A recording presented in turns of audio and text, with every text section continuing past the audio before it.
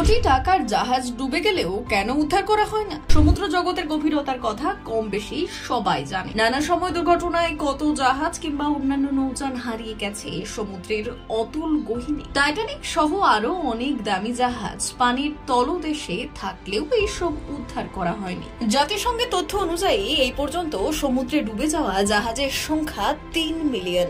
যুদ্ধ, ঘূর্ণিঝড় বা অন্য জাহাজের সঙ্গে সংঘর্ষে তলিয়ে গেছে এই সব জাহাজ।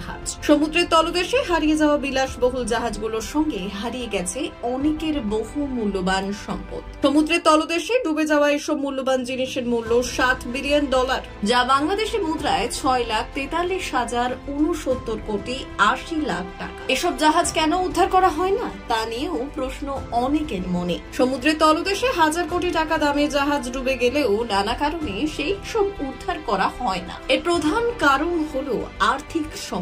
জাহাজ তোলার ক্ষেত্রে প্রচুর অর্থ ব্যয় হবে, তাই এইসব জাহাজ উদ্ধার করা হয় না। অনেক সময় দেখা যায় যে জাহাজের দামের থেকে উদ্ধার খরচই বেশি। 2012 সালের 13 জানুয়ারি বিলাসবহুল প্রমোত্তরি কস্টা কনকর্ডিয়া ইতালির এক দ্বীপের কাছে পাথরের সঙ্গে ধাক্কা লেগে ডুবে যায়। পরবর্তীতে এটি উদ্ধারে $2 বিলিয়ন বেশি অর্থ ব্যয় হয়, যা জাহাজের নির্মাণ ব্যয়ের চেয়ে 3 গুণ বেশি। ডুবে যাওয়া জাহাজ উদ্ধার না করার বিশেষ একটি কারণ অনুমতি ও আইনি জটিলতা। এসবের অনুমতির জন্য পরিবেশ অধিদপ্তর ও স্থানীয় প্রশাসনের অনুমতির প্রয়োজন হয়, যা সময় সাপেক্ষ। এ কারণে জাহাজ কোম্পানিগুলো ডুবে যাওয়া জাহাজ উদ্ধার করতে চায় না।